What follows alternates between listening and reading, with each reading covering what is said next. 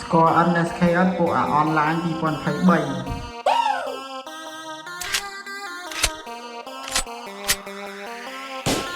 Score NSKS ពួកអា online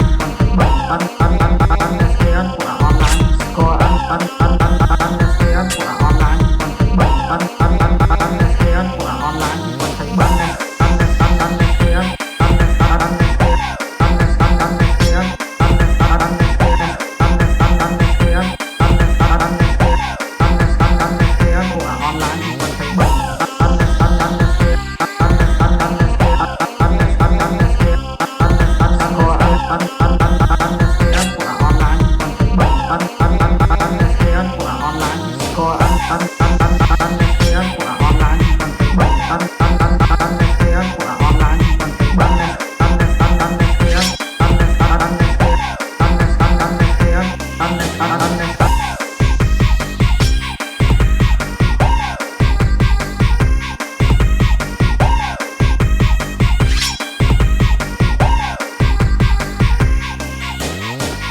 2023Score NSKS ពួកអា online 2023